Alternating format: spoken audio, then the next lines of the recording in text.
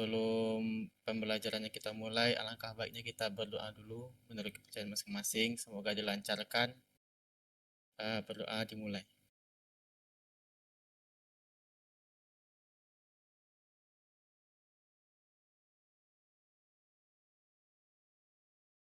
Oke, saya izin share screen ya.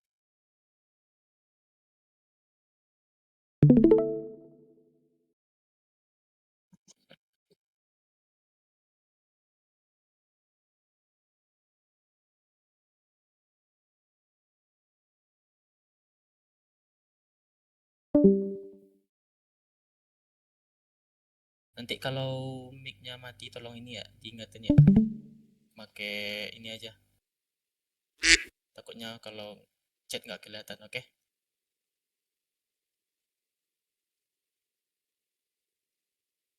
Di pertemuan ke-6 ini kita masih ngebahas CSS. Kita ngebahas properti CSS lagi. Di pertemuan sebelumnya kita udah bahas properti text styling ya. Style apa aja yang bisa kita terapin ke teks. Terus kita juga bahas tentang box model. Jadi box model tuh tentang bagaimana elemen HTML itu ditampilkan di browser. Jadi box model ada 4 bagiannya. Yang pertama content, yang kedua padding, yang ketiga border, terus yang terakhir itu ada margin. Jadi itu aja sedikit review singkat pertemuan yang lalu. Di pertemuan kali ini kita ngebahas salah satu properties yang harusnya paling sering kita pakai nantinya. Bukan paling sering tapi sering kita pakai, yaitu tentang display. Properti display adalah properti CSS yang paling penting untuk mengatur layout atau tampilan. Properti display digunakan untuk menentukan bagaimana suatu elemen ditampilkan pada halaman web. Setiap elemen HTML memiliki nilai default displaynya masing-masing tergantung pada jenis elemennya. Nilai display default untuk sebagian besar elemen adalah block atau inlet. Di pertemuan 3 kita juga udah bahas ya tentang elemen block sama elemen inline. Tapi di pertemuan kali ini kita bahas lebih dalam lagi. Sekaligus kita juga bahas dari segi CSS-nya. Terus apa aja sih value atau nilai yang bisa kita pakai buat properti display? Sebenarnya banyak value yang bisa kita pakai di display. Ini saya ada ngasih referensinya. Kita coba buka websitenya ya.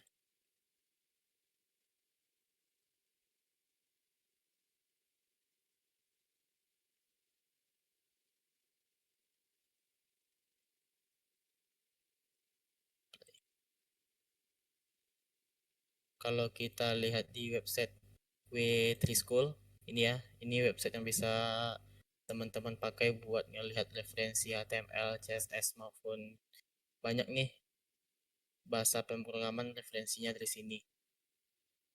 Ini banyak banget value yang bisa kita pakai untuk display, mulai dari ada inline, terus ada block, contents dan seterusnya sampai inherit. Cuma nggak semuanya akan kita bahas ya. Kita bahas aja yang umum atau yang paling sering digunain nantinya. Jadi ada 6 nilai display yang mau kita bahas. Yang pertama itu ada non, terus ada block, yang ketiga ada inline, keempat ada inline block, terus yang terakhir itu ada flex sama grid. Cuma flex sama grid ini kita khususin untuk buat pertemuan depan karena pembahasannya lumayan panjang. Kita bahas dulu yang pertama yaitu tentang display non. Display non digunakan untuk menyembunyikan elemen dari halaman web. Elemen yang diberikan display non akan tidak terlihat di halaman dan tidak mengambil ruang. Artinya elemen tersebut dihapus sementara dari struktur halaman. Jadi display non ini bisa teman-teman pakai buat menyembunyiin satu elemen. Misalnya teman-teman mau ngetes kalau elemen A disembunyiin apa yang terjadi ke elemen B. Jadi biasanya ada banyak cara buat kita ngehilangin elemen di HTML itu. Cuma yang paling sering dipakai itu ada 3. Yang pertama itu ada display non, terus yang kedua kita pakai property visibility, terus yang kedua visibility, terus yang ketiga itu ada opacity. masing-masing dari cara ini punya behavior atau sifatnya masing-masing gitu. Kita coba aja ya contohnya.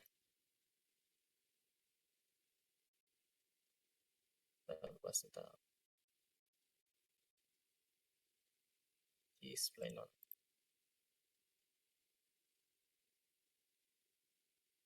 Oke, seperti biasa kita coba contohnya itu pakai div, pakai elemen div, terus kita kasih kelas masing-masingnya, ada box 1, box 2, dan box 3. Itu untuk stylenya sama aja, ukurannya 200 kali 100, bla bla bla dan lain sebagainya. Jadi properti yang pertama mau kita coba itu display none. Misalkan kita mau ngilangin elemen atau yang kotak 2 ini.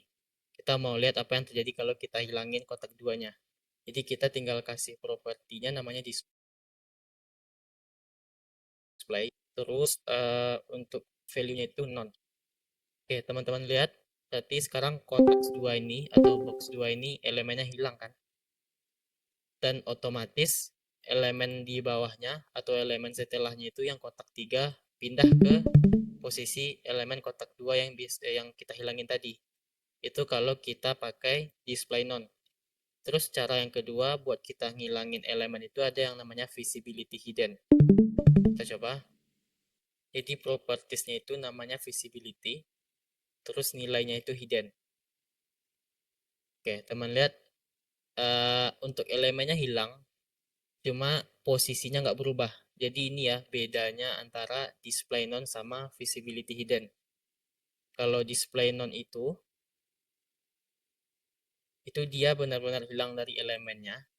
Jadi posisi elemen sebelumnya itu akan diisi sama elemen setelahnya. Sedangkan kalau visibility hidden dia cuma hilang dari segi visual aja. Dari segi posisi dia tetap ada di sini. Lihat kotak tiganya tetap di posisinya ya, nggak pindah ke kotak kedua. Jadi itu buat display none. Biasanya sekarang kita bahas tentang implementasinya di project. Jadi ini sedikit sharing aja dari pengalaman saya selama ngebuat project ya. Biasanya display none ini kita pakai buat apa atau kita ketemunya itu di implementasinya seperti apa gitu.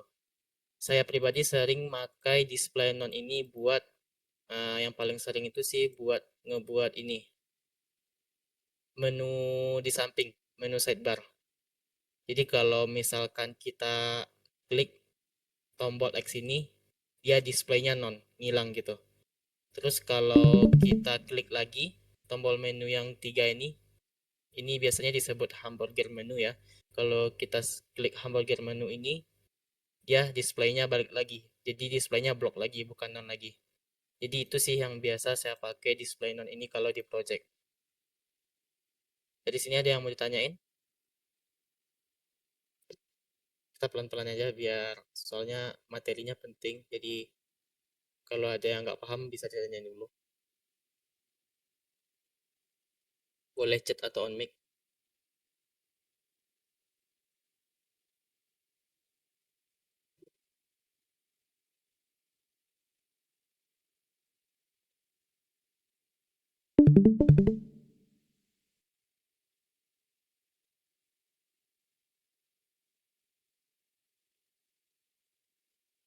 Yang ngetik nih boleh.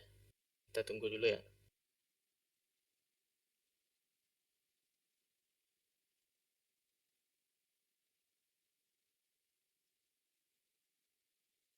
Nggak jadi kah? Erantus. Oke, kalau nggak ada pertanyaan kita lanjut ke pembahasan selanjutnya.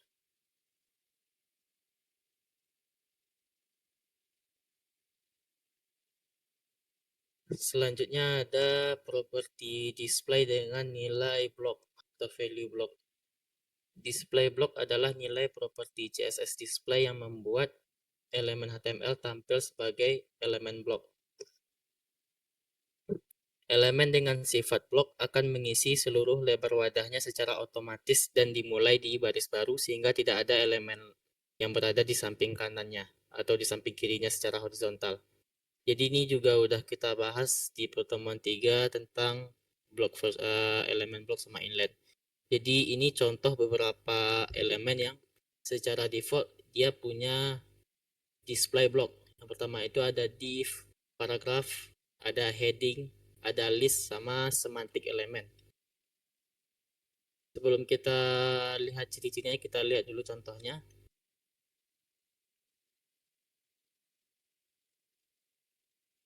Jadi ada dua div ya. Jadi div itu bawaannya display block. Jadi kalau kita hapus pun display block atau kita kasih display block itu nggak ada perubahan, sama aja karena secara default dia emang bawaan display block. Kita coba baca ciri-cirinya.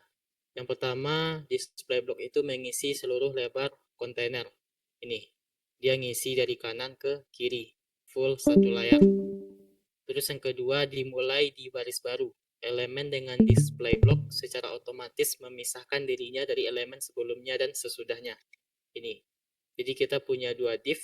Div kedua otomatis mulai di baris baru. Jadi itu salah satu ciri-ciri dari elemen block. Kalau kita tambah lagi, otomatis mulai lagi di baris ke-3. Gitu ya. Terus ini nih pembahasan yang nggak ada di HTML lalu karena kita belum bahas JS kan. Sekarang kita bahas yaitu display elemen dengan display block itu mendukung semua properti ukuran seperti width, height, margin, dan padding. Jadi kalau teman-teman mau menggunakan properties ukuran, properties lebar, tinggi, margin, dan padding, itu displaynya wajib block. Kita coba ya. Berarti kalau sebuah elemen itu display block, kita bisa ngasih lebar. Kita bisa ngasih lebar misalnya 200 pixel, atau height kita juga bisa kasih misalnya 100 pixel. Jadi gitu ya, catatan pentingnya kalau kita mau ngasih width, height, margin, atau padding, itu displaynya salah satunya harus block. Salah satunya nanti ada pembahasan lainnya. Oke. Terus yang kita coba dulu implementasi di projectnya tentang display block itu gimana. Kalau saya pribadi sering menggunakan display block ini untuk ngubah display elemen form. Jadi kalau teman-teman ingat, form itu secara default, bentar ya. Jadi elemen form itu secara default dia itu tipenya inline. Kalau inline kan dia nggak ngambil seluruh lebar layar tuh. Terus dia juga taruhnya itu atau urutannya itu secara horizontal. Jadi selagi ada space dia berurutan tuh dari kiri ke kanan. Biasanya buat ngubah form itu saya biasanya ubah ke display block. Contohnya nih, misalkan kita punya form, anggap aja kita punya dua form di dalamnya. Yang pertama kita label ya. Jadi label buat ngasih judul form misalnya nama. Terus kita juga udah bahas di form itu ada lagi yang namanya input. Terus label kedua misalnya ada email. Terus input, tab-nya email. Kita coba tambah satu lagi. Misalnya ada password.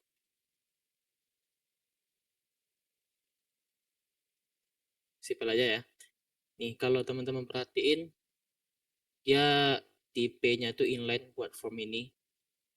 Jadi urutannya dari kiri ke kanan dia selagi ada space dia masukin elemennya di sana gitu.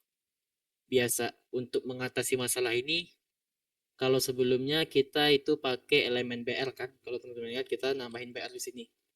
Jadi biar ada enternya. Sekarang kayak gini nih. Tapi kita bisa ngatasin masalah ini dengan cara yang lebih elegan lagi. Kita bisa pakai yang namanya CSS. Jadi biasanya saya ubah tipe label sama inputnya aja. Jadi kita pilih nih, kita mau ubah elemen label, terus kita mau ubah elemen input. Displaynya sebelumnya itu kan inline. Sekarang kita ubah jadi block. Lihat, sekarang otomatis dia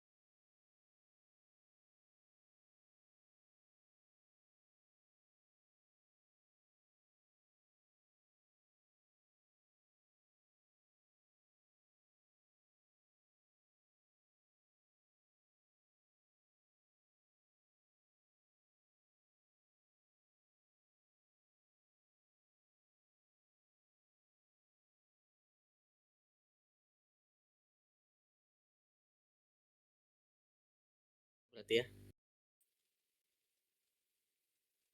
Oke, kita masuk ke materi selanjutnya, yaitu tentang display inline.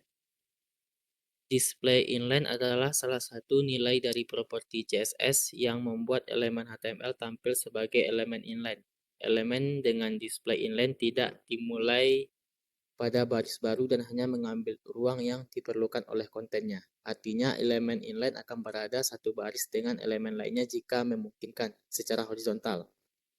Jadi ini ada beberapa contoh elemen inline yang sering kita temui. Ada hyperlink A ya, terus ada span, terus ada strong sama M, terus image. Image itu juga inline. Kita coba lihat contohnya.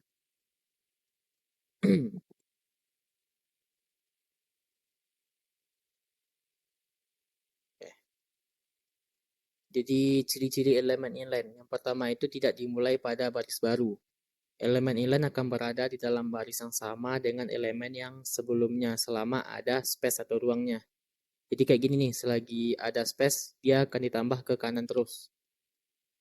Kecuali dia space-nya kecil, baru dilempar ke bawah gitu. Jadi selama ada space, dia akan nambah ke horizontal, ke kanan terus.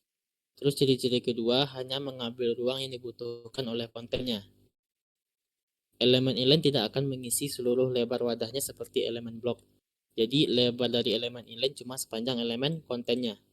Beda sama blok ya, kalau blok itu satu layar penuh dari kanan sampai kiri, kalau inline cuma sebesar kontennya aja. Terus ciri-ciri ketiga, tidak mendukung properti ukuran penuh seperti width dan height. Ini nih catatannya. Jadi kalau sebuah elemen bersifat inline itu dia nggak bisa dikasih width sama dikasih height. Kita coba aja. Kita coba ngasih nih, saya coba ya. Kita coba ngasih elemen span ini width misalnya, lebar. Kita coba 1000 pixel. Lihat, nggak ada berubah ya. Karena secara default span itu dia punya display inline. Jadi itu ya catatannya. Elemen inline itu nggak bisa dikasih width, nggak bisa dikasih height. Terus dapat berada di samping elemen lainnya dalam baris yang sama secara horizontal. Jadi kalau teman-teman misalnya besok ketemu elemen nih, teman-teman mau ngasih lebar atau panjang untuk elemennya, ternyata nggak ada ngaruhnya. Udah dikasih height 500 pixel pun nggak ada berubah, berarti elemennya itu displaynya inline. Gitu aja.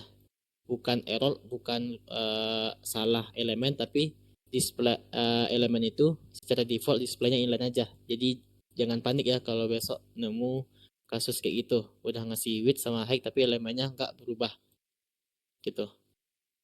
Terus contoh implementasi inline di project yang biasa sering kita pakai, yang paling sering saya pakai itu biasanya inline ini dipakai buat ngebuat navigasi. Contohnya kita punya navigasi nih. Biasanya elemen navigasi itu dibuat pakai elemen list. Jadi kita pakai UL, di dalamnya ada LI. Misalnya yang pertama itu ada home, terus ada about. Ini tentang, misalnya kita buat tentang portfolio ya. Misalnya about, terus ada kontak, terus ada apa lagi? Skills mungkin. Oke, secara default elemen UL ini atau elemen list mau OL atau apapun UL itu dia defaultnya block. Makanya dia dimulai di baris baru gitu. Jadi teman-teman bisa ubah sekarang UL itu sama LI tipenya inline. Display inline. Tuh. Jadi sekarang dia berurutan dari kiri ke kanan. Kalau blok kan dari atas ke bawah, kalau inline kita dari kiri ke kanan. Jadi ini contoh implementasinya di project. Kalau buat navbar biasanya begitu. Jadi kita tinggal ngasih elemen UL-nya style. Misalkan kita coba kasih background color. Ini. Terus kita, jadi ini LI aja coba. LI. kayak gini, terus kita tinggal kasih text align, enter misalkan, terus tinggal dikasih padding mungkin, padding left 20 pixel biar ada jaraknya, padding right 20 pixel biar ada jaraknya, ke sini padding. Nih, biasanya kayak gini kan tampilan dari navigasi. Terus nanti tinggal ganti ini jadi A aja biar bisa diklik gitu. Oke, paham ya? Udah kebayang ya implementasi penggunaan properti display inline ini buat apa? Ada pertanyaan?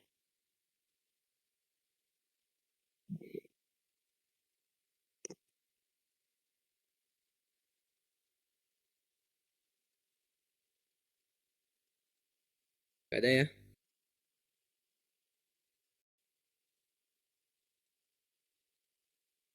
Oke. Kita masuk ke pembahasan selanjutnya, yaitu display inline block. Display inline block adalah salah satu nilai dari properti CSS display yang menggabungkan fitur dari elemen block sama elemen inline. Dari namanya juga udah kebayangkan, ini tuh gabungan antara elemen block sama elemen inline.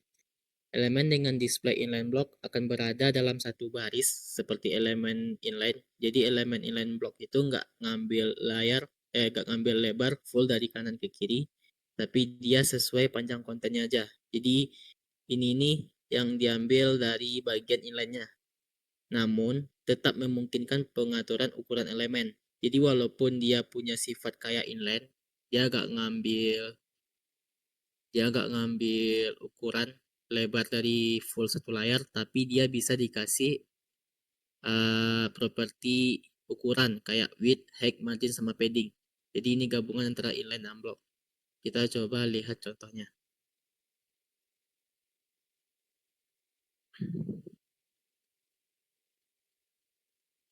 Oke. Jadi di sini ada 3 div.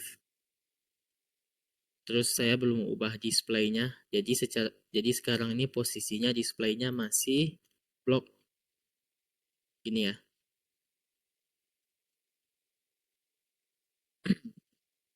Karena displaynya masih block, jadi otomatis elemen kedua sama elemen ketiga itu dimulai dari baris baru. Karena seperti yang teman-teman tahu, ciri-ciri elemen blok itu dimulai dari baris baru. Sekarang kita misalnya kita mau elemennya ini berurutan dari kanan ke kiri. Misalnya kita mau buat apa gitu. Kita maunya tuh box 1 di sini, terus di tengahnya box 2, terus di tengahnya di akhirnya ada box 3. Mungkin kita kepikiran mau pakai elemen inline kan? Karena elemen inline itu dia bisa diatur secara horizontal. Tapi masalahnya sekarang dia nggak bisa dikasih ini properti ukuran. Mau width, height, sama margin paddingnya itu nggak berlaku lagi karena displaynya inline. Jadi di sini nih muncul yang namanya inline block. Dengan inline block kita bisa dapat sifatnya elemen inline yaitu berurutan dari horizontal. Jadi dia nggak ngambil full satu layar, nggak dimulai dari baris baru. Plus kita juga dapat behavior dari block, yaitu bisa dikasih akses ke properties ukuran kayak width, height, margin, dan padding gitu. Terus untuk implementasi di projectnya, saya biasanya sering pakai properties display inline block ini buat ini. Biasanya buat ngebuat kartu gitu atau kita nyebutnya card ya, card gitu. Biasanya buat ngebuat card itu bisa pakai display inline block. Jadi dia bisa dikasih ukuran, tapi sekaligus dia juga bisa berurutan gitu. Jadi ini adalah salah satu contoh implementasi di projectnya tentang display inline block. Sejauh ini ada yang mau tanyain teman-teman? Boleh bertanya dulu.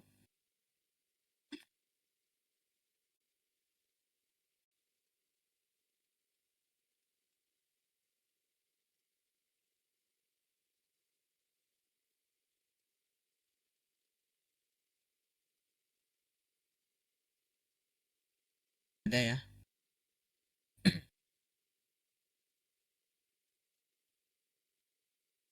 Terus pembahasan selanjutnya nih, kita lupa ya baca ciri-cirinya.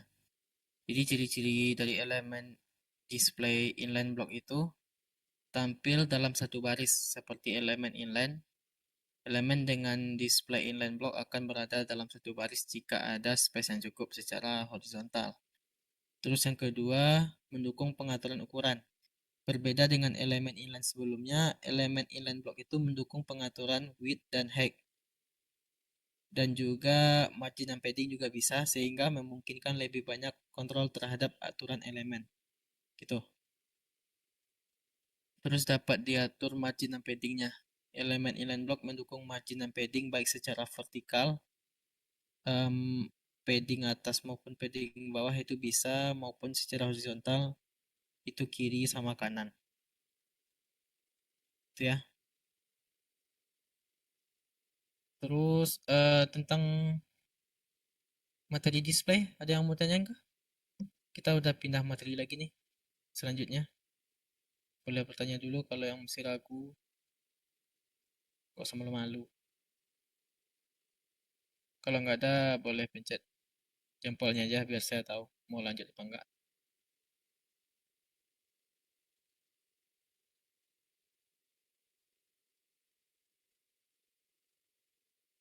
Ini masuk kah suara saya?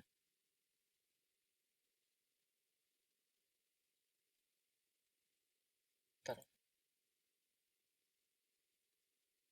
Oh ada ya. Oke, oke. Gak ada yang bertanyain ya. Oke, kita masuk ke pembahasan selanjutnya, yaitu tentang property position. Property position dalam CSS digunakan untuk menentukan bagaimana elemen-elemen diatur dalam layout halaman. Dengan property position, posisi elemen dapat diubah secara relatif terhadap posisi elemen lainnya atau terhadap posisi layar atau posisi dokumen secara keseluruhan.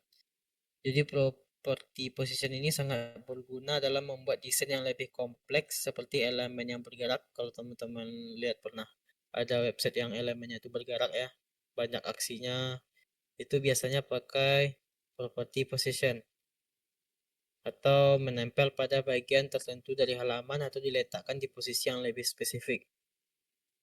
Jadi ada 5 value atau 5 nilai yang bisa kita pakai di property position. Yang pertama itu ada static, terus yang kedua itu ada relatif, terus yang ketiga ada absolute, yang keempat ada fixed atau fix, terus yang terakhir itu ada sticky. Kita coba bahas satu persatu. Yang pertama itu position dengan property position dengan value static. Jadi position static adalah nilai default untuk semua elemen HTML. Dengan menggunakan static, posisi elemen akan diatur berdasarkan alur normal dokumen atau normal flow ya disebutnya. Artinya elemen akan ditempatkan di tempatnya sesuai dengan urutan HTML-nya. Dengan kata lain, elemen yang memiliki position static akan tetap berada di posisi yang sudah ditentukan oleh HTML dan tidak akan dipindahkan secara manual menggunakan property position atau nilai-nilai yang terkait. Jadi semua elemen itu di HTML defaultnya itu posisinya static. Kita coba lihat contohnya.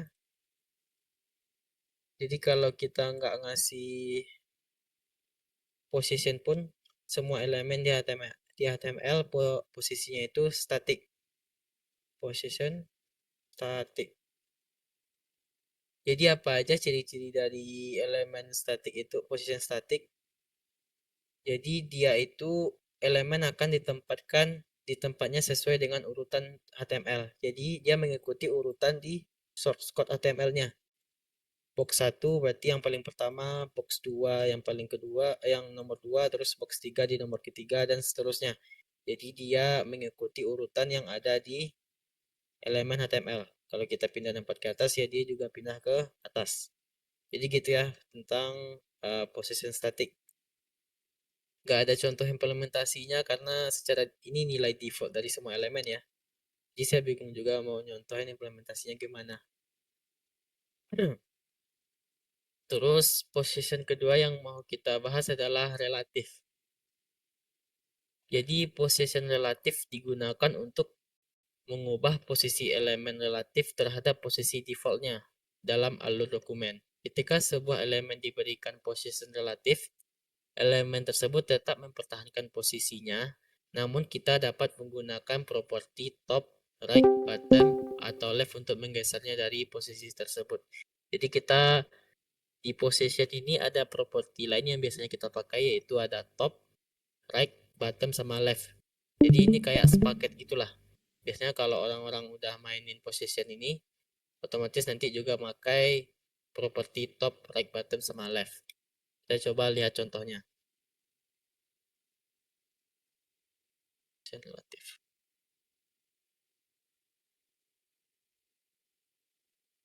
Oke, seperti biasa kita kasih contoh dengan if lagi ya. Secara default kan position semua elemen di HTML itu static. Oke, nggak ada berubah ya. Sekarang kita coba ubah jadi relatif. Kita save juga nggak ada perubahan. Tapi dengan elemen yang kita kasih position relatif, sekarang kita bisa pakai properti tambahan. Yaitu ada yang namanya top, ada yang namanya bottom, ada yang namanya left, sama right. Jadi kita coba implementasi, misalnya kita kasih properti top. Untuk value yang bisa kita pakai di properti top, bottom, dan lain-lainnya itu adalah CSS unit. Misalnya kayak pixel itu bisa, atau persen itu juga bisa. Misalnya kita kasih topnya 20 px, atau lebih gede deh, 50 px. Oke, teman-teman perhatiin. Sekarang elemennya nih pindah ke sedikit ke bawah posisinya. Misalkan kita coba lagi tambah right 50 pixel, left deh, left. Ini secara keseluruhan ya. Kalau kita coba kasih salah satu elemen aja, misalnya kita buat kelas baru namanya move, terus kita kasih top 50 pixel, kita kasih kelas move-nya ke elemen pertama. Oke, beda ya. Jadi sekarang elemen yang kita kasih position relatif itu kita bisa kombinasiin pakai properti top atau left, right, sama bottom. Kalau misalkan kita balikin nih ke posisi static,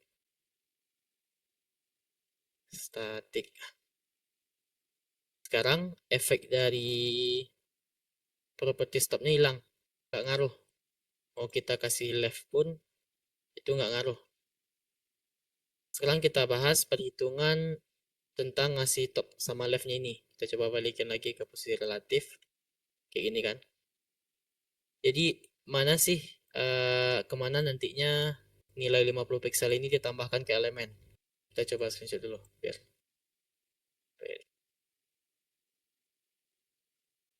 saya coba jelasin pakai ini ya. Jadi top 50% ini di bagian sini. Dari bagian atas layar sampai ke sini itu ukurannya 50 pixel. Makanya kalau kita kasih 50 pixel top, maka dikasih space 50 pixel di bagian atas. Begitupun dengan left. Left 50 pixel. Berarti kita nyelipin atau kita dorong 50 pixel elemen ini dari kiri. Jadi dari sini nih. Jadi bagian paling kiri ke elemennya ini 50 pixel. Oke. Masih ada dua properti lainnya, yaitu bottom sama left. Cuma catatan kita nggak bisa make semua properti top, left, right, sama bottom ini secara bersamaan. Jadi kalau misalkan kita kasih bottom nih sekarang, misalkan kita kasih bottom 100 pixel. dia nggak bisa ngaruh karena yang kebaca itu cuma top, jadi kita nggak bisa pakai propertinya sekaligus. Begitupun kalau kita pakai left, kita nggak bisa ngasih nilai right gitu. Jadi kalau mau pakai bottom sama right, kita harus hapus yang top leftnya gitu, jadi hilang ya gitu. Oke ya, dari materi ini ada yang mau tanyain? Kalau nggak ada boleh pencet jempol aja biar saya tahu.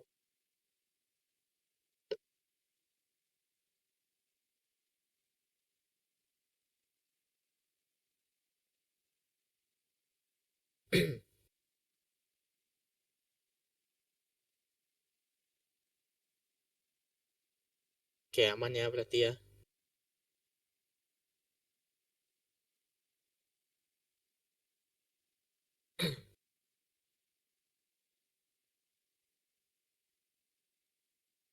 Kita lanjut ke pembahasan selanjutnya.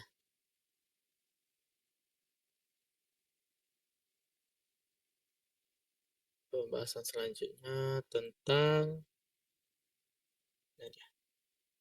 position absolute. Jadi yang sebelumnya relatif, terus yang selanjutnya ada position absolute.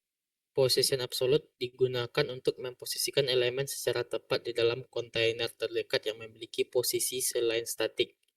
Jadi ada kombinasi nih, kalau kita mau pakai absolute, biasanya temannya itu ada posisi lain relatif atau fix.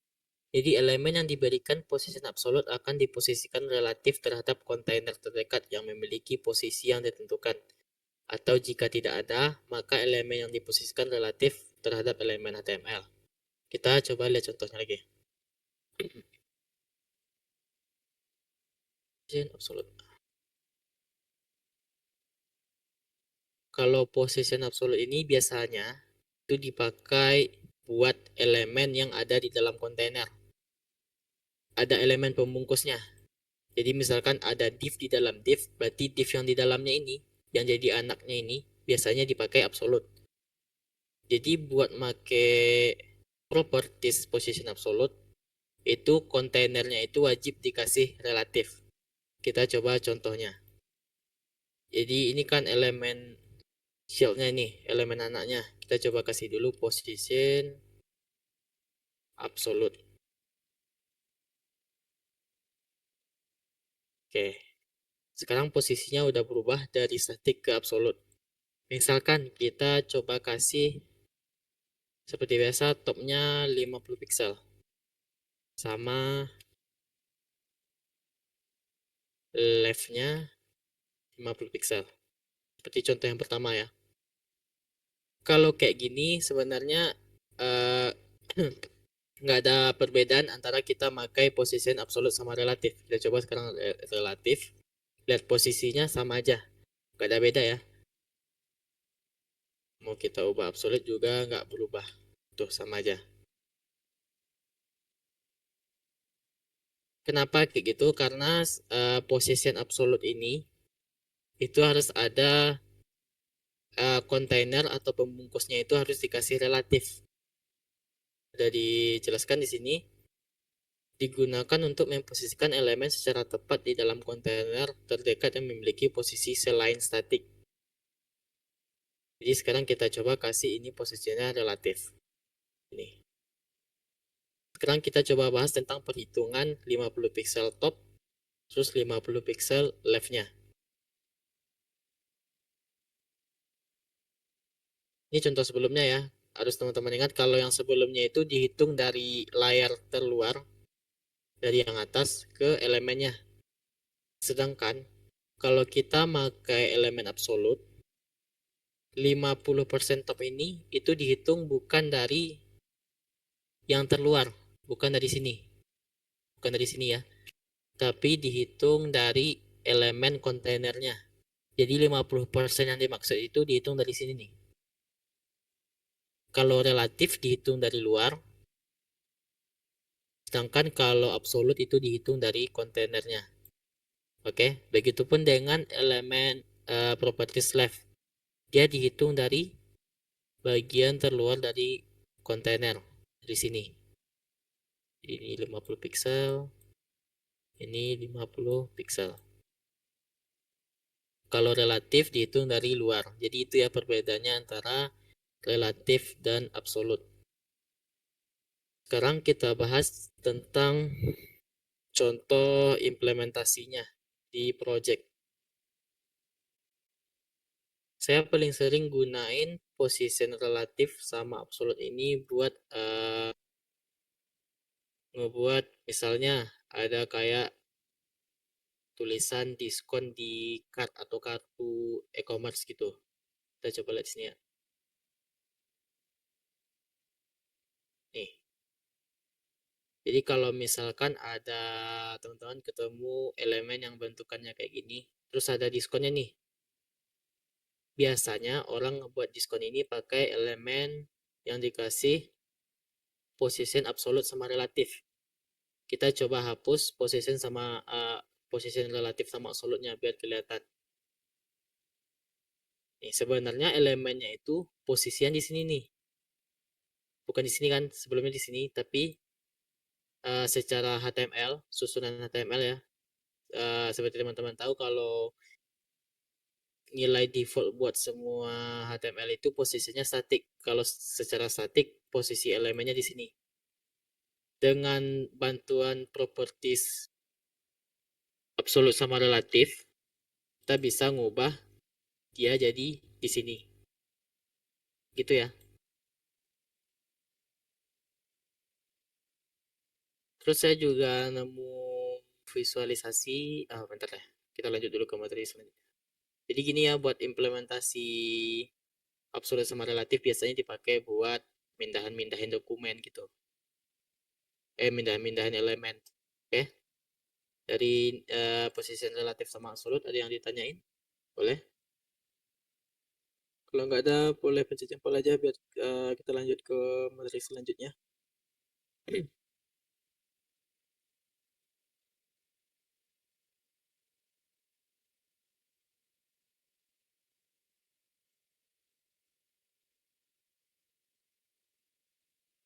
Aman berarti ya.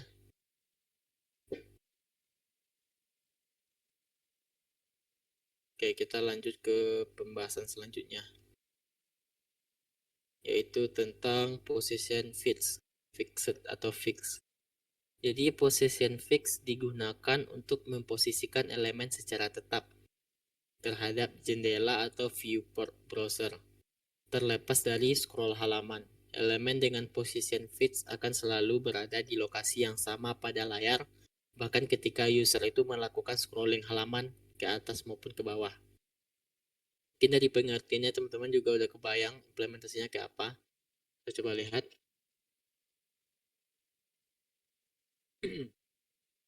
Position fix. Jadi kita punya dua elemen nih. Kita punya elemen pertama jadi header. Jadi yang ini ya, elemen pertama yang atas ini. Terus elemen kedua konten, yang ini, tulisan panjang ini.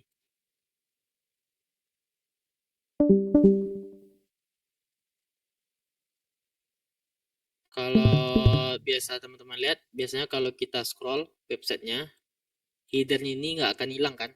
Dia tetap di atas. Untuk ngebuat style seperti itu, kita bisa ngemanfaatin yang namanya position fixed. Sekarang kita coba nih. Berarti kita ngasih position fixednya di div yang header. Karena kita mau ini yang tetap ada di atas kan.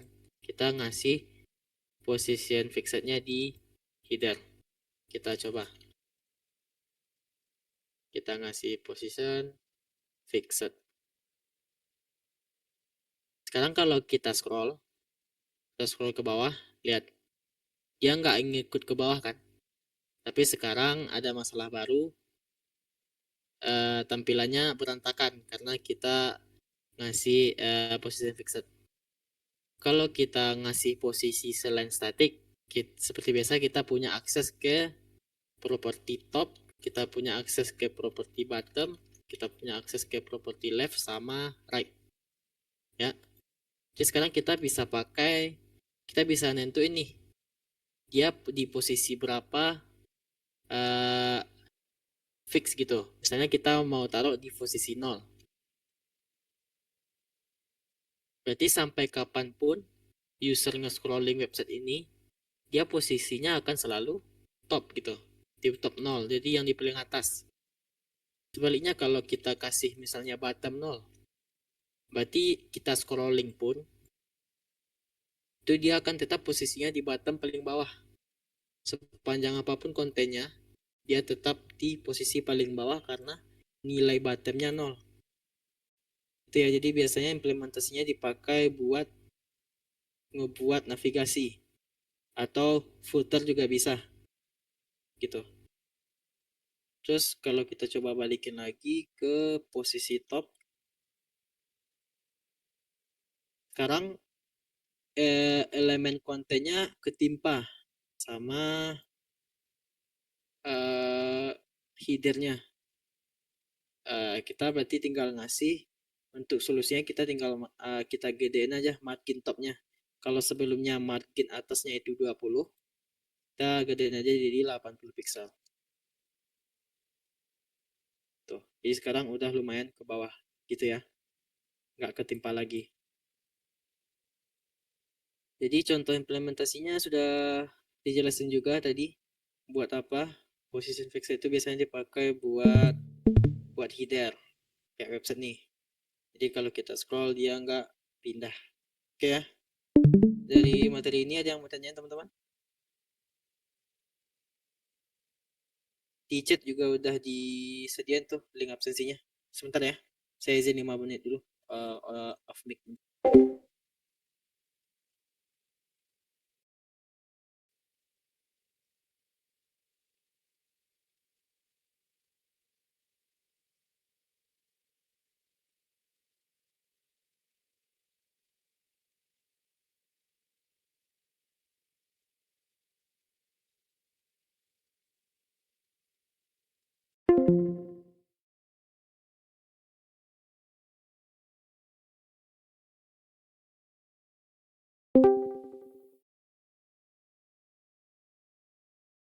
Oke.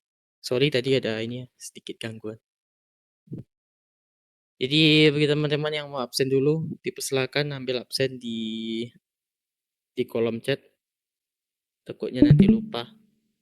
Oke ya, ada yang mau tanyain dari position fixed?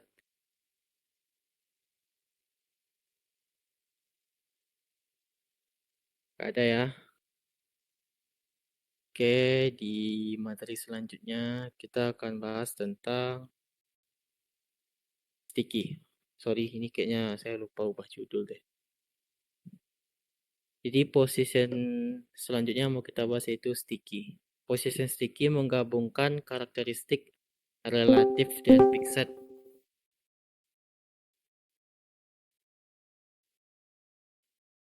Elemen dengan position sticky perilaku elemen relatif. Jadi ini gabungan ya. Jadi gabungan elemen relatif hingga mencapai titik tertentu saat pengguna scrolling.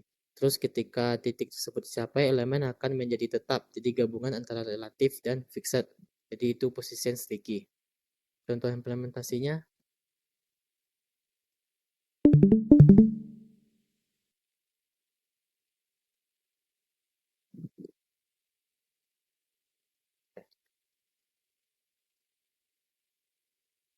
Aduh.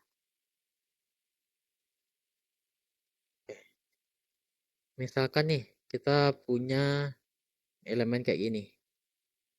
Kita punya elemen yang lumayan panjang paragrafnya. Jadi ada header yang ini ya. Terus ada konten sama kayak contoh fix sebelumnya. Terus kalau kita scroll ke bawah, karena posisinya masih statik, dia hilang. Kita scroll. Tapi kita pengen pas dia scroll ini, kita scroll terus pas di posisi paling atas dia diam. Mungkin teman-teman sering lihat di website kayak gitu kan. Pas kita scroll ke bawah, pas di posisi sekarang dia diam. Jadi kita coba aja, kita tinggal ngasih elemen headernya itu, posisinya itu sticky.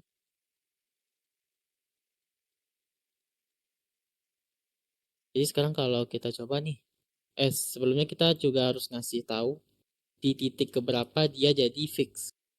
Misalnya nih, kalau posisi elemennya di top 0, berarti di bagian paling atas ya. dia akan jadi fix.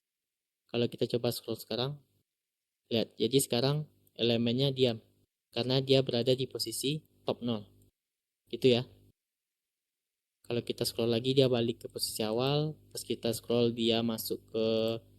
dia masuk ke elemen posisi top 0, dia jadi fix gitu ya implementasinya. Sekarang kita bahas tentang contoh kalau di project itu kita pakai buat apa. Saya sering banget pakai position sticky ini buat di website, artikel, atau blog. Biasanya di blog itu kan lumayan panjang tuh tulisannya. Ini contohnya aja nih, panjang nih tulisannya. Ntar ya, yang telepon.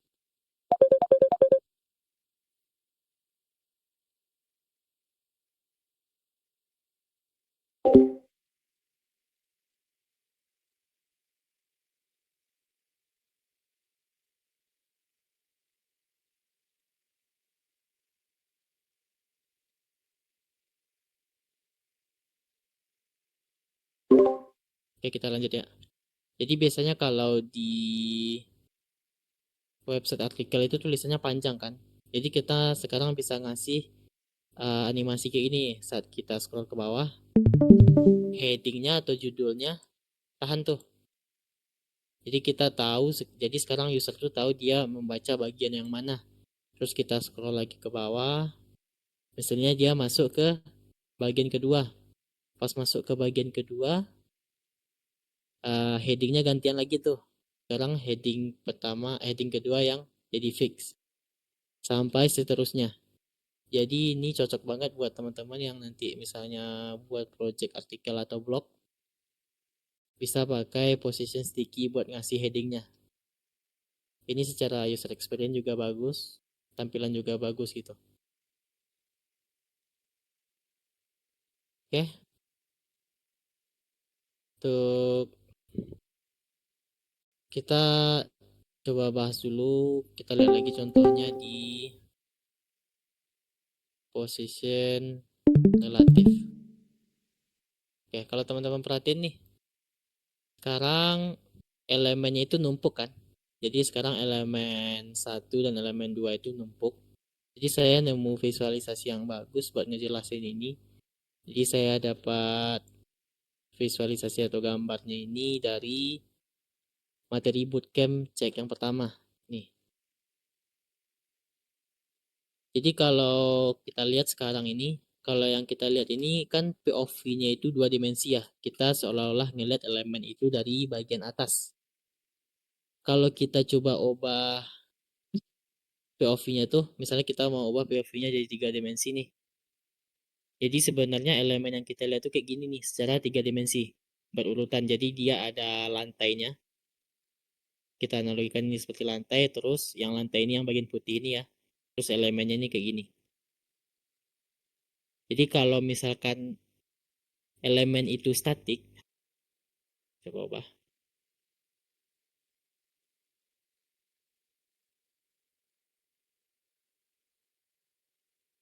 Saya coba ubah jadi elemennya statik.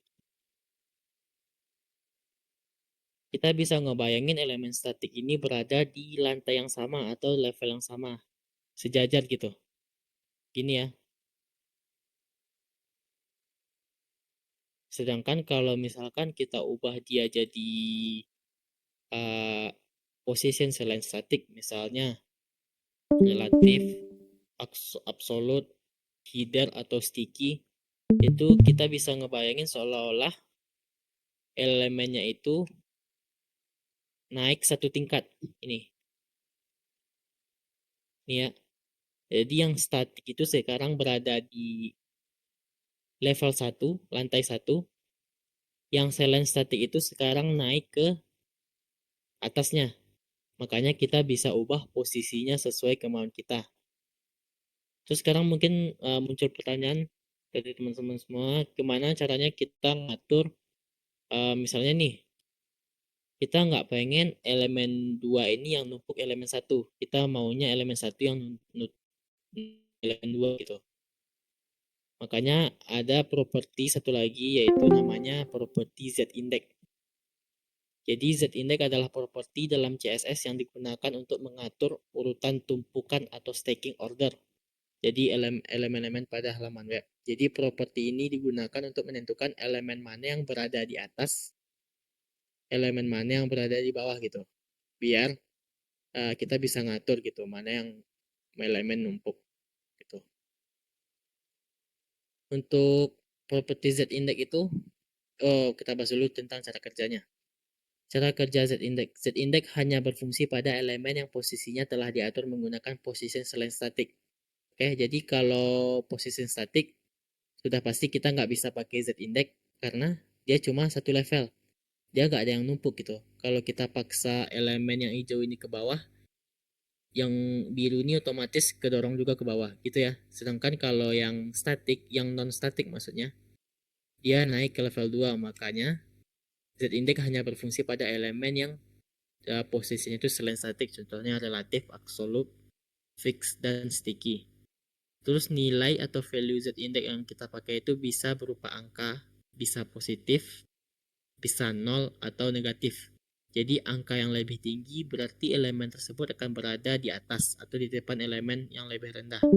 Sedangkan angka negatif berarti elemen dapat berada di bawah atau belakang elemen lain. Di sini saya ngasih kata-kata depan atau belakang ya. Itu kalau kita POV ngelihat dari 2 dimensi.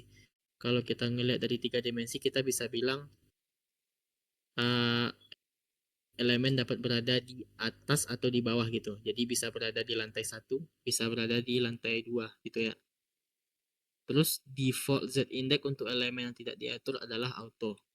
Jadi sekarang nih, semua elemen ini Z-index-nya itu adalah auto. Karena kita belum ada ngatur Z-index-nya. Sekarang kita coba contoh ngatur Z-index itu gimana. Jadi saya ada contoh nih. Ada 3 elemen yang numpuk. Kita coba main-main sama elemen ini. Jadi di sini ada box 1, box 2, dan box 3. Secara default kan udah dijelasin di sini default dari Z-index itu adalah default dari Z-index untuk elemen yang tidak diatur adalah auto. Teman-teman bisa bilang kalau auto itu sama dengan 0. Jadi auto itu sama dengan 0. Jadi kita bisa bilang box 1 ini Z-index-nya itu 0.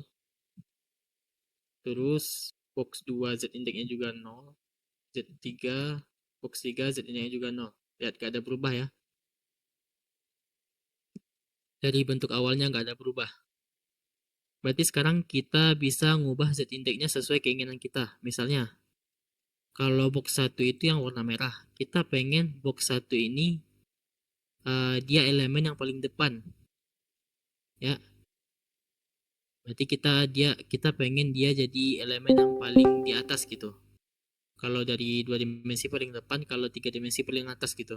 Jadi dia yang numpuk elemen lain, bukan dia yang ditumpuk elemen lain. Berarti kita tinggal ngasih Z-index yang lebih besar dari kedua elemen ini. Ini 0, ini 0, kita tinggal kasih ini 1. Lihat. Sekarang karena Z-index ini lebih gede dari box 2 sama box 3, box 2 itu yang hijau, box 3 yang biru. Jadi sekarang elemen box 1 yang paling atas gitu, yang numpuk gitu. Atau misalkan kita pengen elemen hijau sekarang yang numpuk elemen 5 sama elemen biru sama elemen merah. Berarti kita tinggal ngasih Z-index yang lebih kecil dari 0 dan kita ngasih Z-index yang lebih kecil dari 1, yaitu 2. Oke. Sekarang posisinya kebalik. Z-index 2 lah yang paling atas. Gitu ya. Contoh visualisasinya. Jadi jangan heran kalau misalkan pas teman-teman pakai display position ada elemen yang tumpang tindih. Elemen satu nutup elemen ini, elemen yang satu lagi entah kemana perginya, itu teman-teman bisa atasi pakai properties Z-index. Gitu ya. Ada yang mau ditanyain? Boleh? Sebelum masuk ke pembahasan terakhir. Udah mau habis nih materinya. Kalau ada yang mau tanya boleh sebelum nanti tutup. kelas.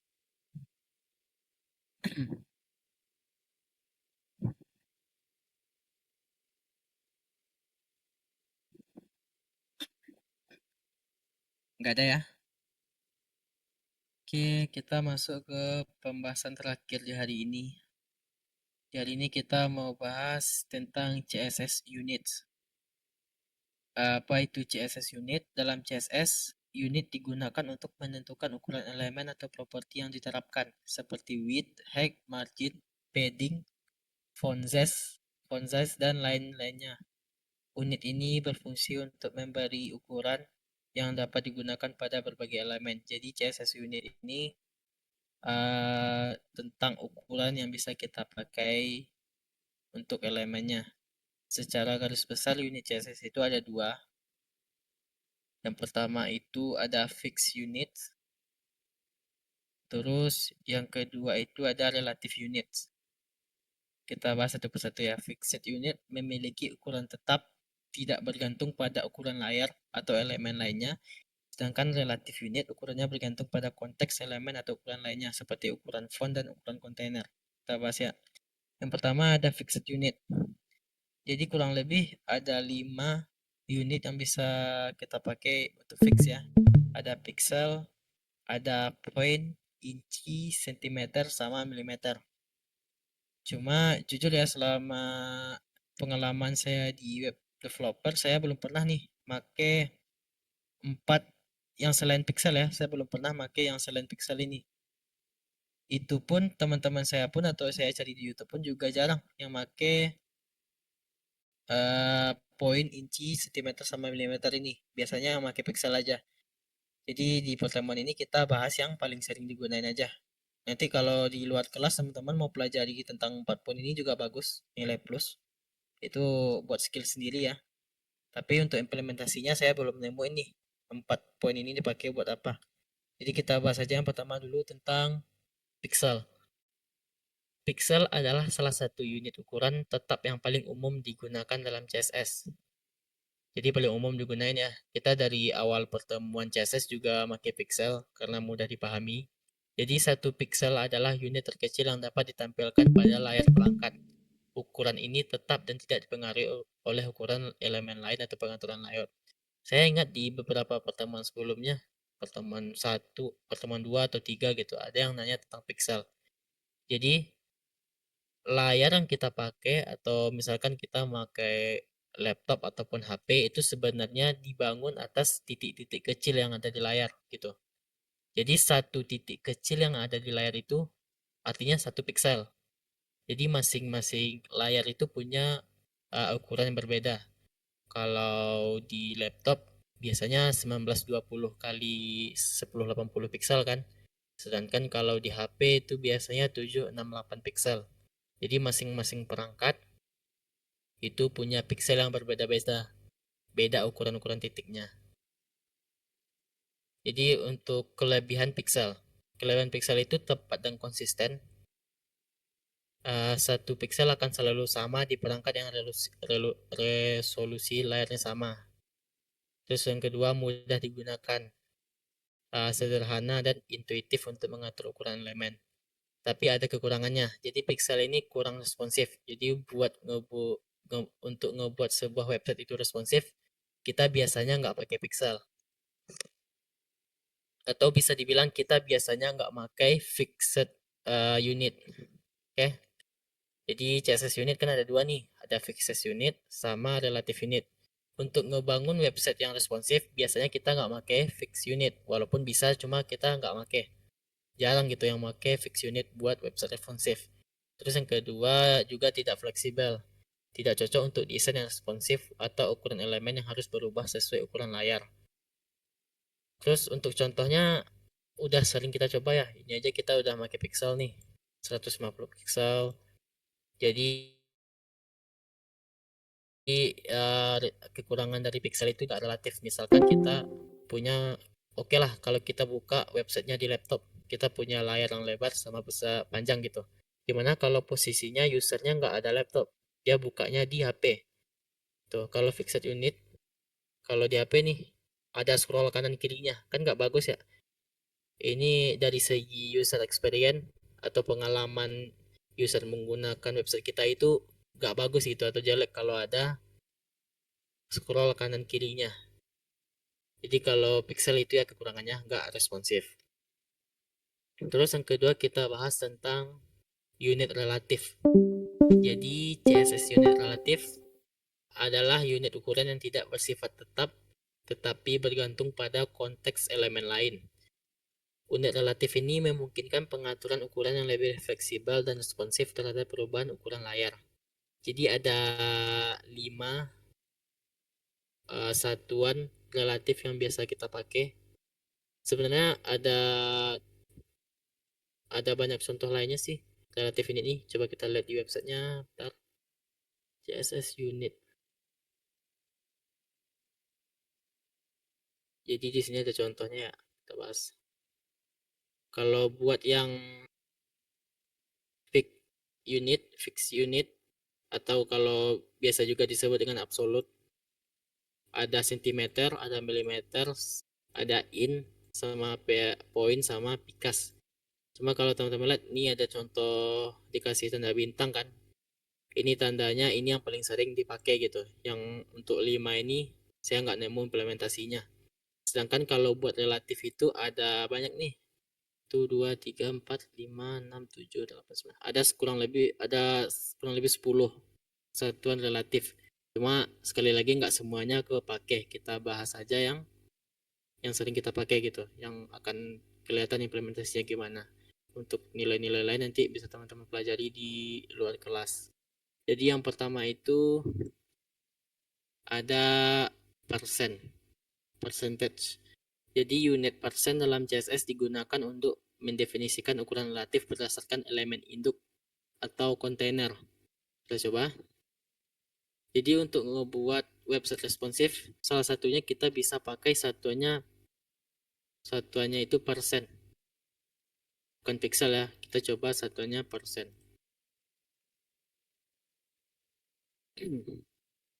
Misalkan kita punya sebuah div, terus di dalam div ini ada 2 div lagi. Jadi bercabang ya, nested element. Jadi ini kontainernya atau induknya, biasanya kita sebut parent atau induk. Terus ini anaknya atau childnya, child element. Kalau kita pakai pixel, misalkan kita coba kasih kontainernya itu width-nya tetap nih 500 pixel. Terus kita misalkan nih posisinya kita buka di HP kurang lebih kan layarnya segini. Seperti yang teman-teman lihat sebelumnya, jadi kita ada scroll kanan kirinya. Karena posisinya di layar berapapun sekarang ukurannya 500 pixel. Sedangkan kalau ada HP yang ukurannya itu nggak sampai 500 pixel, makanya jadi ada scroll kanan kiri. Buat ngatasin masalah ini, kita bisa pakai yang namanya persen. Kita kasih contoh aja, misalnya kita mau kontainernya ini ukurannya itu 80%. Oke, sama ya kelihatannya. Cuma sekarang kalau kita perbesar layarnya, dia akan selalu ngikutin tuh. Kita coba buka di website aja biar lebih jelas. Bentar.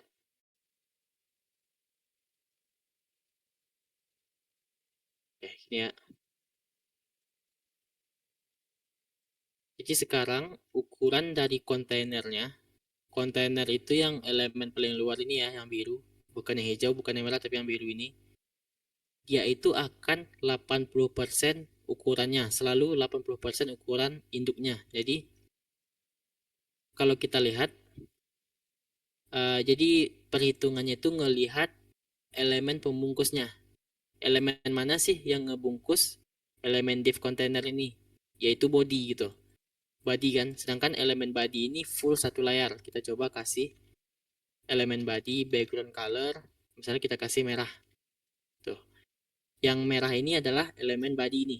Jadi full satu layar. Jadi perhitungannya kontainer ini ukurannya akan selalu 80% dari ukuran body. Jadi kalau kita kecilin pun, dia nggak akan ada scroll kanan kirinya. Dia akan selalu di 80% nih. Sekecil apapun layarnya, dia akan selalu 80%. Dan kalau kita perbesar pun dia ngikutin. Begitupun dengan elemen di dalamnya. Misalnya ini, box 1. Box 1 kita mau kasih ukurannya width 50%. Berarti dia perhitungannya sekarang bukan ke elemen body lagi, karena yang ngebungkus elemen div ini elemen kontainer kan. Jadi itu catatan yang perlu teman-teman ingat, kalau persen itu referensi perhitungannya selalu ke elemen pembungkus, ke elemen ini nih. Kalau elemen ini perhitungannya ke elemen body. Jadi sekarang kalau misalkan box 1 ukurannya 50%, berarti maksudnya itu box 1 ini ukurannya akan selalu 50% dari elemen kontainer, bukan elemen body ya. Elemen yang biru ini. Kalau kita kecilin pun, dia akan selalu mengikuti. Itu ya. Tuh, selalu 50% dari ukuran kontainernya. Jadi itu contoh implementasi dari unit persen. Terus kita bahas tentang CSS unit. Bentar, saya mau minum. Kita bahas tentang CSS unit yang relatif selanjutnya, itu ada EM atau M. Jadi unit M ini adalah CSS unit relatif yang sering digunakan untuk mengatur ukuran font, padding, margin, dan properti lain yang bergantung pada ukuran elemen induk atau parent. Unit ini didasarkan pada ukuran font elemen parent. 1M sama dengan ukuran font elemen induk. Jadi semakin besar ukuran font induk, jadi semakin besar juga nilai M-nya. Untuk cara kerja unit EM tuh, yang pertama, jika kita menggunakan M untuk mengatur font, maka ukuran font elemen tersebut akan bergantung pada ukuran font elemen induknya. Sama kayak persen ya, jadi perhitungannya itu ke elemen parentnya atau elemen pembungkusnya. Terus untuk penerapan di padding dan margin, ketika unit M digunakan untuk mengatur padding, margin atau elemen lainnya, nilai tersebut dihitung berdasarkan ukuran font elemen induk. Kita coba lihat contoh implementasinya.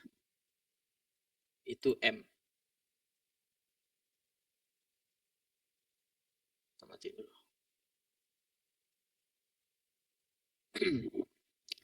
Jadi ada beberapa catatan nih. Salah satunya itu secara default browser itu punya font 16 pixel ya. Kalau kita nggak ubah-ubah nih, misalnya kita nggak ngubah settingan apapun di browser kita, itu ukuran fontnya berarti 16 pixel. Oke, itu catatan pertama.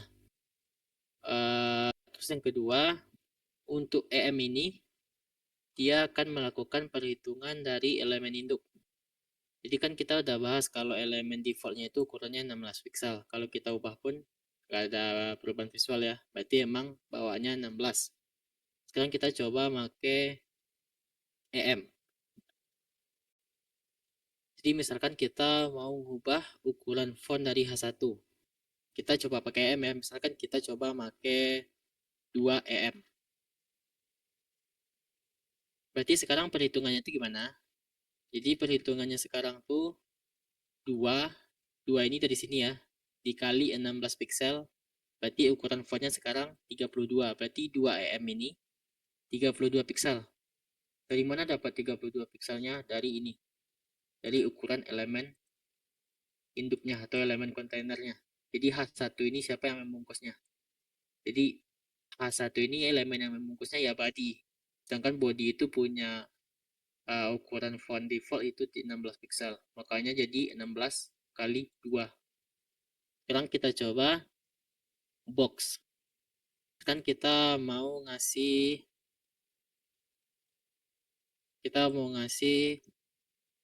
font size di box ini, anggaplah font size 3 EM.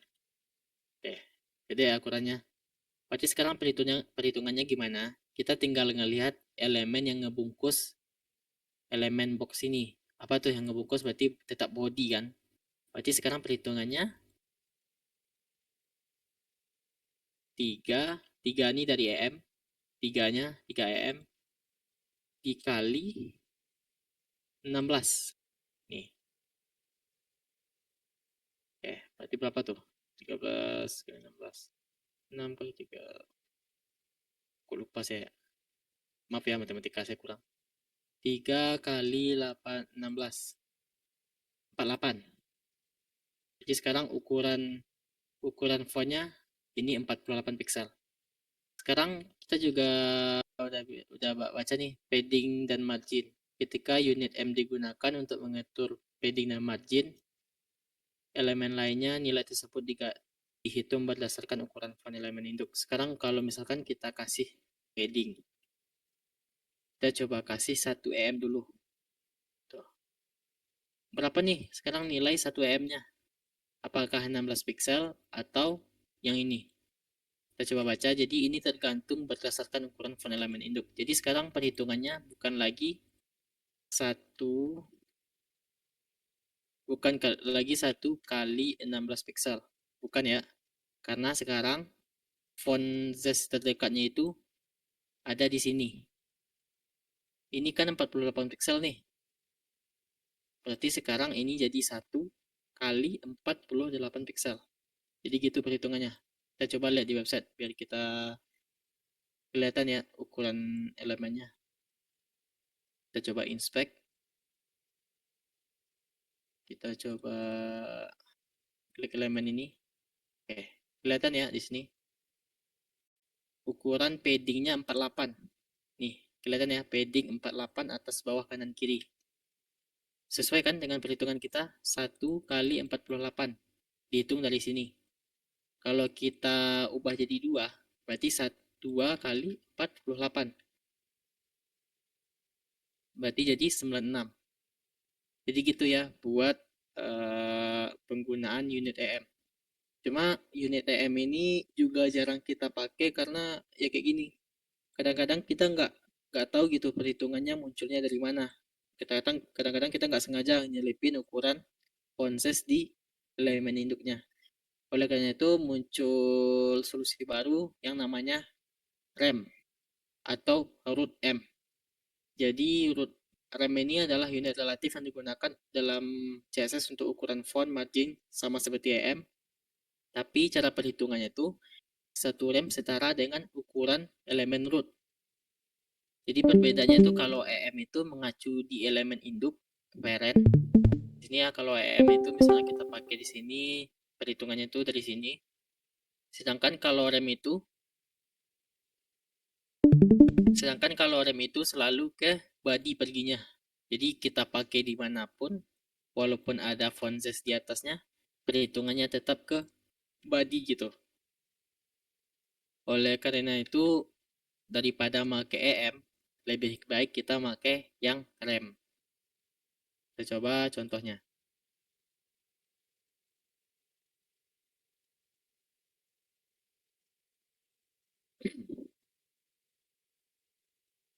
Seperti biasa untuk ukuran default sebuah browser itu 16 pixel. Misalkan kita sekarang pakai font size-nya itu 3 rem. Kalau sebelumnya 3 EM, sekarang 3 rem. Untuk perhitungannya masih sama, berarti 3 dikali ukuran default. Berarti 16, 48. Cuma bedanya sekarang, kalau misalkan kita pakai font size nih, 32. Terus kita ngasih paddingnya rem. Perhitungannya gimana? Kalau pakai EM, berarti perhitungannya sekarang 32 kali 32 kali 2. 32 kali 2 kalau kita pakai EM. Kalau kita pakai rem, walaupun ada font size di atasnya, perhitungannya tetap 2 kali 16. Jadi sejauh apapun kita pakai remnya, itu perhitungannya tetap balik ke body. Dengan ini kita konsistensinya lebih tinggi. Jadi kita untuk perhitungan nilainya itu gak ribet gitu loh. Jadi kita tahu asalnya dari mana gitu. Kalau rem ini intinya selalu balik ke elemen body. Itu ya. Kalau kita lihat paddingnya 32. Berarti pas ya 16 kali 2. 16 kali 2 itu 32. Sesuai. Nih paddingnya 32. Jadi gitu ya. Daripada teman-teman nanti memakai EM, lebih baik pakai rem. Terus yang terakhir ada VW sama VH. Jadi unit VW ini adalah singkatan dari view per width yang merupakan unit relatif berdasarkan lebar layar. atau lebar jendela browser atau viewport. 1 VW setara dengan 1% dari lebar layar. Begitupun dengan VH. VH itu singkatan dari viewport height. Ini merupakan unit relatif berdasarkan tinggi browser kita atau tinggi layar. 1 VH sama dengan 1% dari tinggi layar. Apakah VH sama VW ini sama kayak persen? Jawabannya tidak. Kita coba lihat di implementasinya.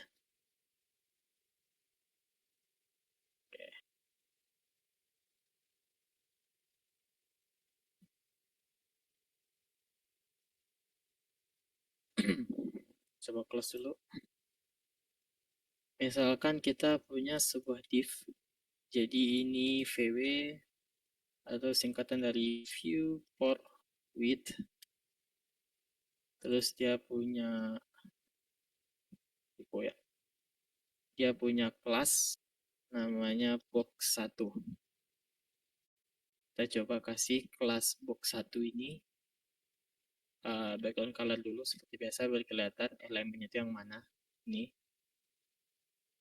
Jadi kalau misalkan kita kasih width, jadi VW ini dipakai buat properti width. Ini ya.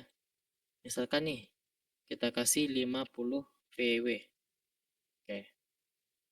Berarti 1 VW itu setara dengan 1% lebar layar. Berarti kalau 50 VW sama dengan 50% dari lebar layar. Jadi dia ngikutin. Panjang apapun layar kita, dia tetap 50% dari ukuran layar. Begitupun dengan VH. Jadi kalau VH itu spesifik buat penggunaan height. Kita coba kasih 50 VH. Jadi sekarang untuk lebar tinggi elemennya itu 50% dari layar. Kalau kita buka di browser itu juga beda tuh tampilannya. Karena layar di browser sama layar di sini beda. Tuh. Ini 50% lebar layar. Berarti ini 50 VW. Terus ada 50 VH berarti 50% lebar 50% tinggi layar. Terus apa bedanya sama elemen persen? Karena kalau kita lihat kayak gini aja mungkin sama aja ya kelihatan implementasinya. Untuk VW, VH sama persen itu perbedaannya terdapat di referensi perhitungannya. Kalau VW ini berdasarkan ukuran layar, sedangkan kalau persen itu berdasarkan ukuran pembungkusnya. Kita bahas ya. Jadi persen itu berdasarkan elemen induk atau kontainer, elemen pembungkusnya. Kita coba. Misalkan kita punya div lagi. Kita punya div dengan kelas box 2. Jadi ini percentage.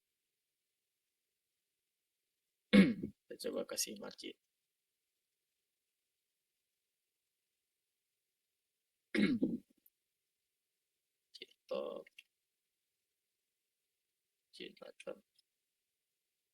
Kita coba kasih kelas box 2 ini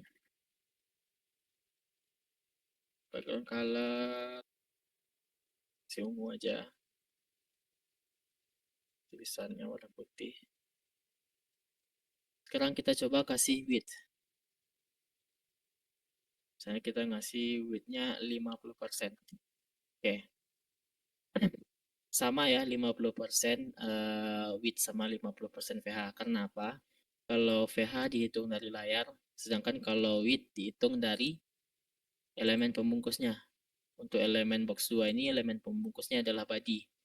Maka seperti biasa kita coba kasih elemen body, background color, kasih ini. Jadi elemen body ini yang warna coklat ini nih. 50% dari elemen body ya ini segini. Pas. Tapi kalau misalkan kita kasih lagi di dalam ini div. Ini child element. Kita kasih lagi kelas box 3. Kita kasih kelas box 3 ini style background color dulu. Biar kelihatan bedanya. Si jauh. Misalkan kita kasih width-nya sekarang 50% lagi. Lihat. Sekarang perhitungannya berubah kan. Kalau yang luar ini perhitungannya ke body, sedangkan kalau yang div ini perhitungannya ke yang pembungkusnya. Makanya ukurannya 50% dari yang umum. Sedangkan kalau kita cobain contoh ke viewport, kita punya elemen box 4, kita coba kasih warnanya itu red, box 4 ya. Ini ya, kalau misalkan kita kasih nih elemennya itu 50 VW LED, dia perhitungannya bukan lagi ke ini, tapi ke layar. Jadi dia tetap sama, ukurannya sama kontainernya. Karena dia menghitungnya bukan dari kontainer, tapi dia menghitungnya dari layar. Jadi gitu ya, perbedaan persen sama view width sama view height. Untuk implementasi project yang paling sering digunain tuh, ini saya pribadi ya, saya biasa gunainya kombinasinya antara rem buat ngatur font size pakai rem. Terus kalau untuk ukuran elemen itu biasanya pakai parset, kalau nggak pakai VW gitu. Jadi itu aja untuk pembahasan hari ini. Cukup banyak ya pembahasannya. Di pertemuan selanjutnya kita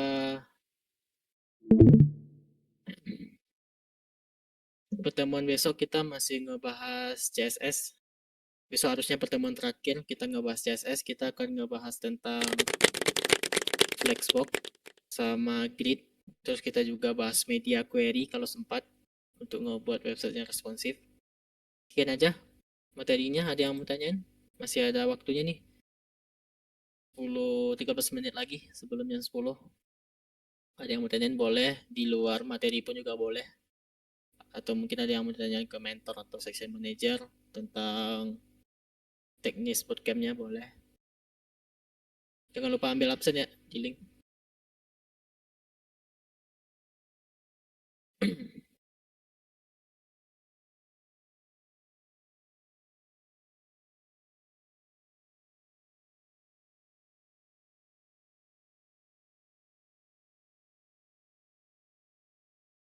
Ada guys yang mau ditanyain? Bang, orang mana bang? Astagfirullah. Hmm, saya orang Jawa.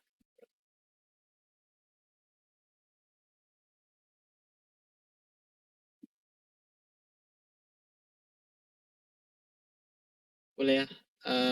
Jam 9 lewat 55 kita tutup kelasnya. Bang, kenapa nggak ada display flag bang? Apa bedanya dengan display inline sama display? Oke oke. Untuk display flag itu ada materinya juga udah saya rancang ya untuk materi display flag. Untuk display flag itu kita bahas di pertemuan selanjutnya nih. Karena untuk pembahasan display flag sama grid itu lumayan kompleks. Penggunaannya itu nggak sesimpel elemen block atau elemen inline. Makanya menurut saya sih nggak sempat untuk ngebahas di pertemuan sekarang. Nyatanya untuk ngebahas pertemuan tadi aja kita udah mau habis nih waktunya. Makanya kita bahas di pertemuan selanjutnya. Oke? Thank you buat yang udah ngingatin.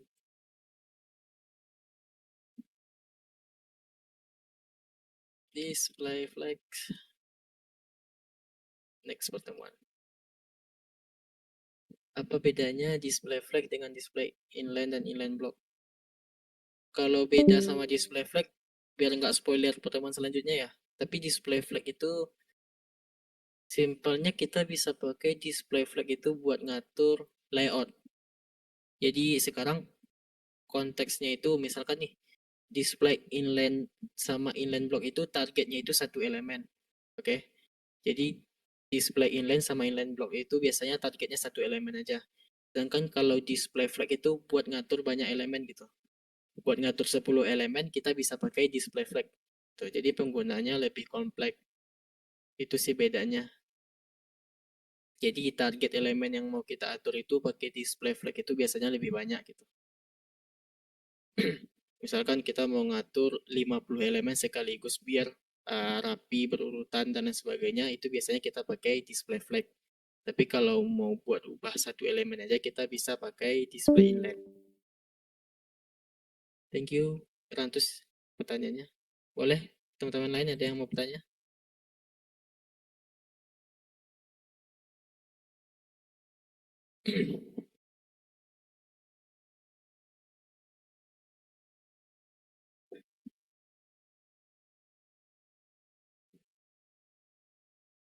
Jadi pertemuan depan tuh harusnya pertemuan terakhir kita ngebahas CSS. Terus di pertemuan selanjutnya saya pengen ini sih. Targetnya ya kalau kecapai kita live coding. Jadi saya mau ini kalau kecapai ya, saya mau nunjuk satu orang buat live coding gitu untuk ngebuat website portfolio. Cuma website portfolionya itu nanti tutorialnya dari saya sediain mungkin satu PDF atau satu Word untuk tutorial ngebuat website portfolionya step by step. Jadi saya pengennya ada satu orang sih nanti yang live coding gitu, kita lihat sama-sama. Atau nanti kalau emang nggak ada yang mau, saya aja yang live coding, is okay. Tapi kalau ada yang mau lebih bagus, jadi nilai plus, jadi tambah nilai. Nanti saya kabarin sebelum pertemuan, harusnya barengan aja bang, semuanya aja. Oh ya udah boleh. Berarti nanti mungkin saya aja yang live coding, kita ngerjain bareng-bareng gitu, step by step. Jadi kalau ada nemu problem, kita stop sama-sama, kita bahas sama-sama di mana problemnya.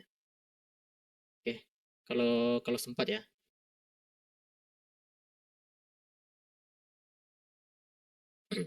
Berarti nanti untuk live coding teman-teman harus itu tuh. Discordnya bisa bisa sih via HP, cuma bagusnya via laptop aja biar nggak capek lihat kanan kiri gitu. Tinggal alt tab aja.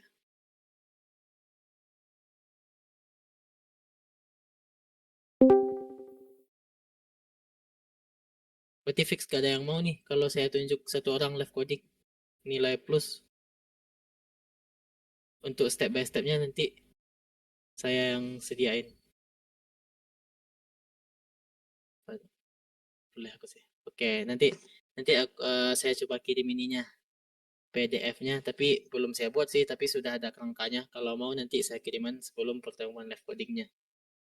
Oke, kita buat website sederhana aja, HTML, CSS, portfolio.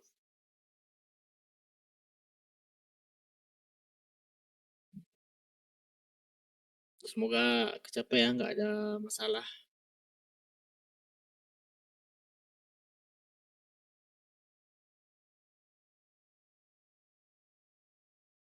Oke, tepuk tangan buat kita bersama hari ini. Sampai sini aja pertemuannya. Kalau nggak ada pertanyaan lagi, saya tutup ya. Terima kasih buat teman-teman yang udah hadir di malam ini. Semoga masih betah di kelas front end. Assalamualaikum warahmatullahi wabarakatuh. Kalau ada yang mau disampaikan dari mentor atau sisi manager, boleh. Terima kasih. Waalaikumsalam warahmatullahi wabarakatuh.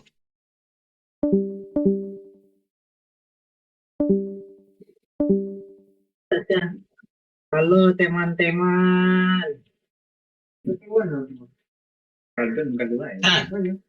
San, San,